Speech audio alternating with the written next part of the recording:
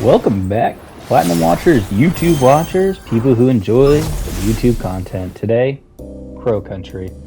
Crow Country is a love letter to old school survival horror. It's made to look like a PS1 game. Not that Crow Country will scare you, it's pretty tame time. However, it does not take away from its horror charm. Crow Country isn't a difficult game to platinum by any means. If you were to ask me, I'd say maybe it's a 2 out of 10 difficulty. Only requires one playthrough if you get the S rank ending. I would suggest doing 2 playthroughs just so you can experience the game at your own pace and not worry about trophies and secrets. Your first time playing the game, you can soak in the atmosphere and see what this game has to offer for charm.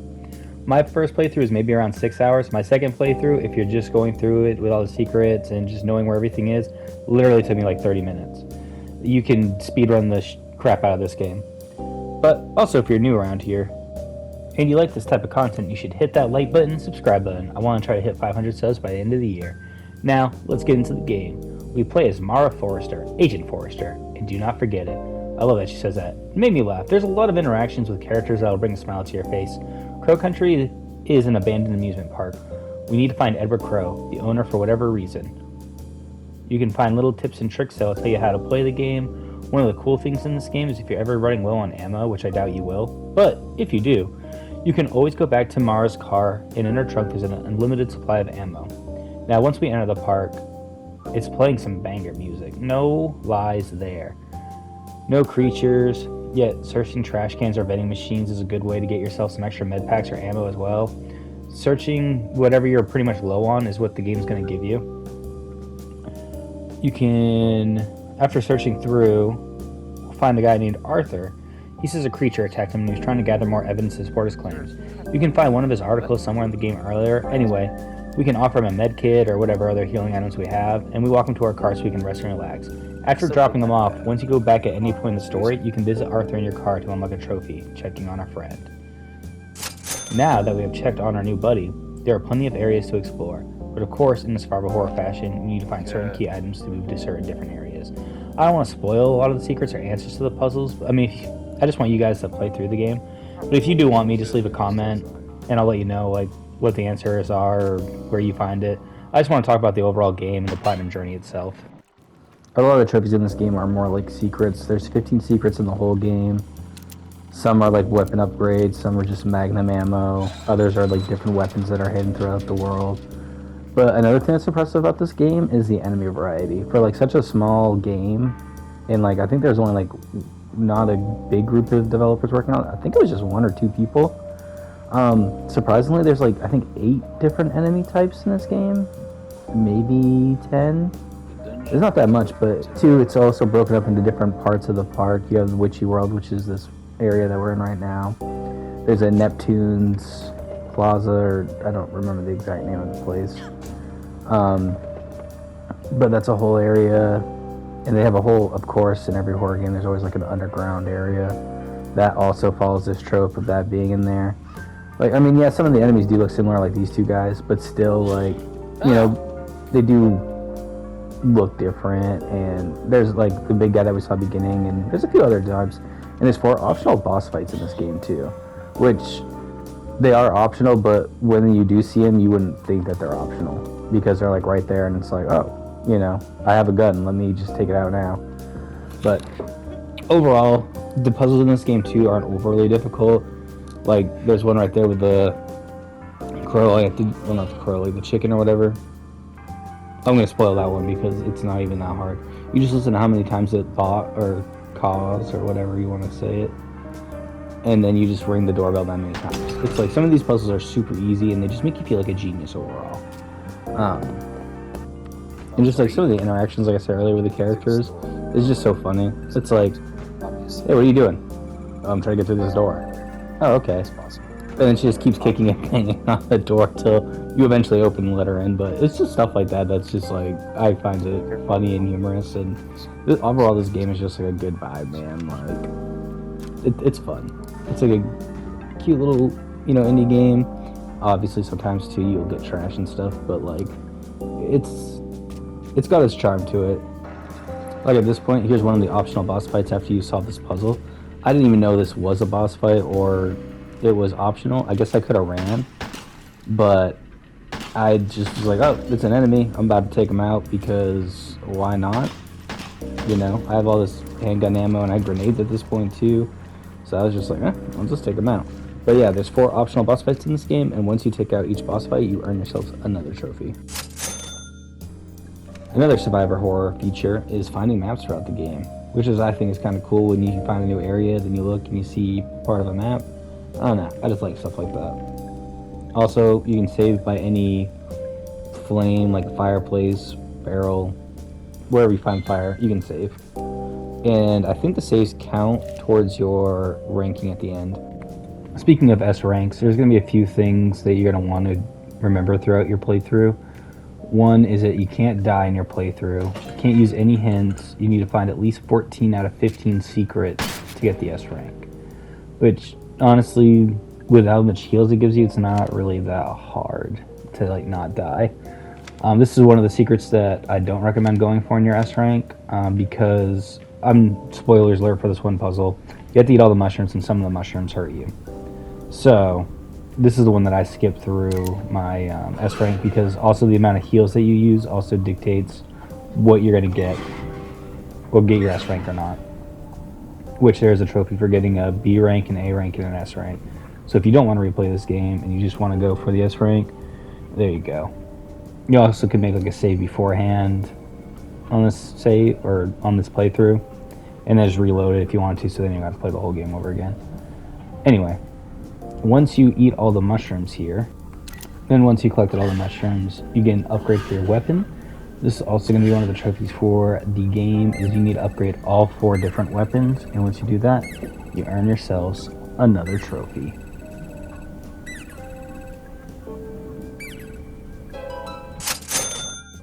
As I mentioned throughout this game, there's going to be 15 different secrets. Whenever you do hit a secret, you'll see like a corner up above, it'll be like 1 out of 15, 2 out of 15, or whatever. But like I said, finding all 15 secrets will land you another trophy. So I'm just going to show where one of these secrets is, because I mean, I'm pretty sure you can find this one on your own. But you leave this room right here. Keep going.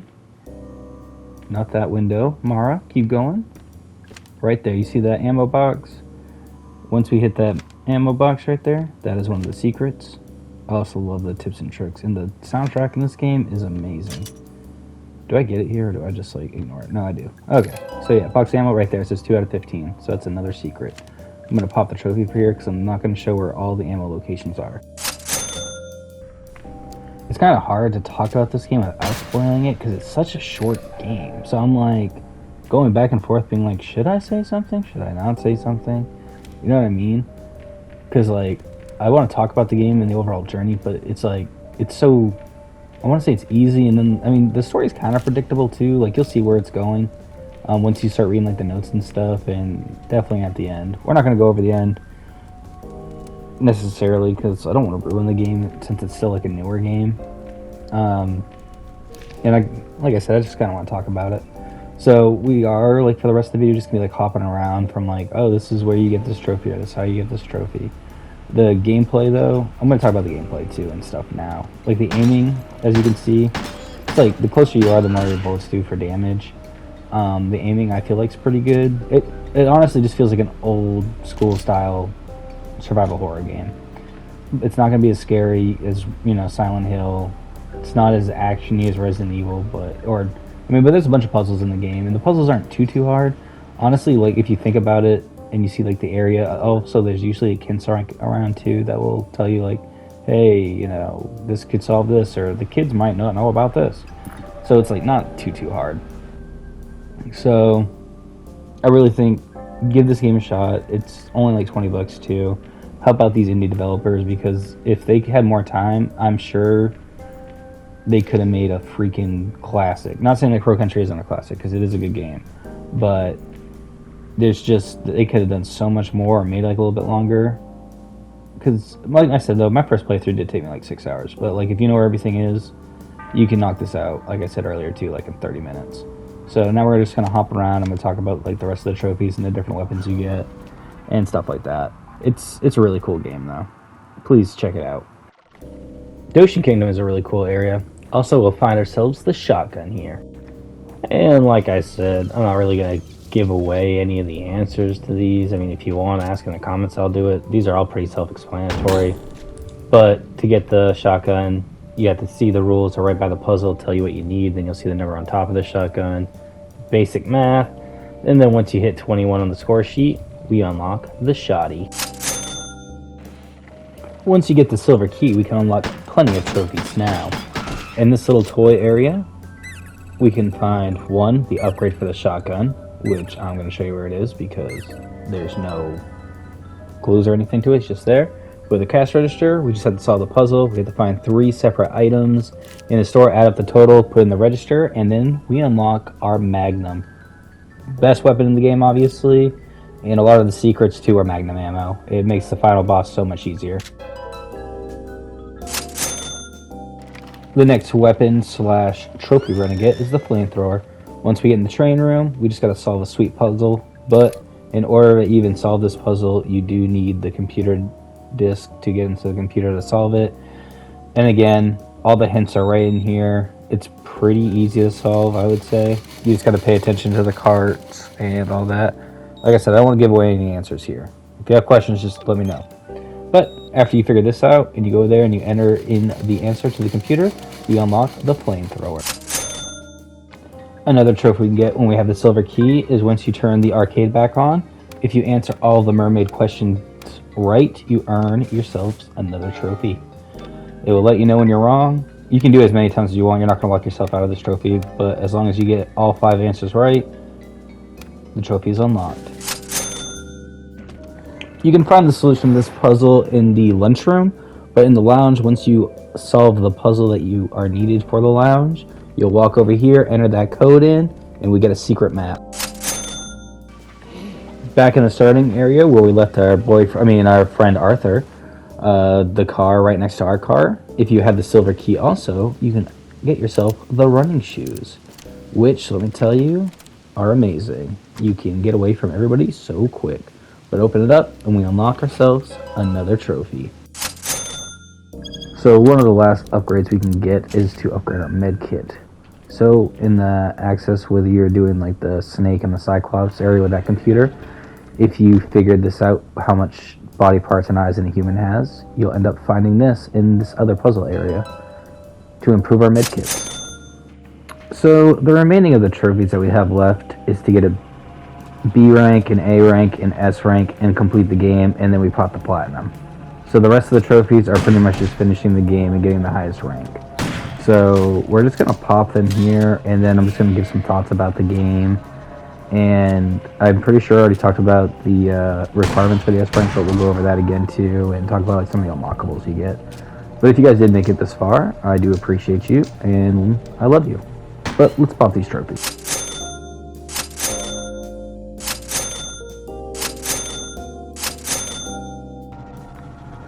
Yes, so for the S rank, we'll go over this one more time. You need to at least have 14 out of 15 secrets. You need to not use any hints. Don't heal more than, I think it's like 2 or 3 times. Those are the requirements I believe that are the most important. I don't think the saves matter either. But like I said, if you know the game, like once you play it once, and you know where all the key items are, you're honestly going to fly through the game no problem whatsoever. Third time saying it, like honestly it took me maybe 25-30 minutes to finish the game. Oh, this is kind of a spoiler. Oops. Well, sorry guys. We're going to keep this in anyway if you made it this far. Yeah. And the game overall, like I said, it's a lot of fun. It's like a little spooky. It's not like too spooky, but it has those vibes. The weapons are cool, and it just reminds me of like old school survivor horror. I definitely feel like this game is definitely worth the money, and definitely show them your support, because then if they see like a lot of people like this, I'm not saying that there'd be a sequel, but maybe they could do something similar like this, and it could be like, you know, a whole different theme park or whatever. But I really did enjoy this game, and I thought I got my money's worth. I probably played around, you know, Halloween anyway to play like a nice, cozy, spooky game, because I'm all about that during October, which I do have an idea for October, which is really ambitious, but I want to try to do like, even if it's like a crappy little horror game and it has a platinum, I want to try to do one scary game for each day of like October. I was like thinking about it. I've been like wish listing like a bunch of games that I could probably do in an hour and make like a quick video about. Because like October, I really want to go hard. And since I'm finally starting to feel better, I feel like I can actually start making videos again more consistently. So that's why I did like this one, because it's a shorter game, and I knew I could like. I mean, work's been kind of crazy lately too. But I'm happy now that I'm feeling a lot better. I actually can put some more time and energy into this. And I'm still writing out my script for my Man of Medan video, because I do want to get all the Dark Picture Anthology games done. And I did do another game that I won't talk about right now because I want that one to be a surprise, but I'm excited for that one. And also someone suggested Cuphead, so I am going to start working on Cuphead soon too, which I might stream on Twitch and then maybe like save. I think I can export it from Twitch to YouTube, so I could put like, I don't know, just like my attempts on there. I'll probably like unlist the videos, put them like in a playlist or something in case you guys wanted to watch that. I don't know. I mean, just let me know in the comments anyway. But I do appreciate you guys. Thanks for sticking around if you stuck around this long. Crow Country is definitely a game. So I haven't played a lot of new releases this year. Like I still have to play Final Fantasy VII Rebirth. I still want to play Stellar Blade. I feel like there's a few other games. Pacific Drive I think came out this year, and I want to play that. There's like a bunch of games this year that I really want to play that I just haven't had the time, because I've been pulling like 70 hours at work, plus I'm trying to train new people. It's just been a whole lot. But anyway, you know, enough of my life story. Yeah, I just got a lot of videos in the works, guys. I got 2 or 3 other games that I'm done that I'm still writing a script on, because this one I kind of just freeballed it for the most part. I started writing a script in the beginning, and then I was like, you know what, this is a game where I really don't need to write a script, because I'm just going to be more like, it's going to be more of a casual thing. But like I said too, if you have like any questions, like where anything is in the game, or any like hints that you want, or tips or whatever, just, you know, leave a comment. But anyway, I appreciate you guys, and I will see you in the next video. I'm hoping to be a lot more consistent, because I am feeling 10 times better than what I've been feeling for the past 2 months. And yes, so Hunter Trophy Hunter will be back more consistently. I'm sorry I have been neglectful for the past couple of months. I just have not been feeling good, which I did do an update video on. If you guys did want to see that, where I talk about like some failed projects and all that stuff. But yeah, anyway, this is me signing off. Love you guys, and I'll see you in the next one.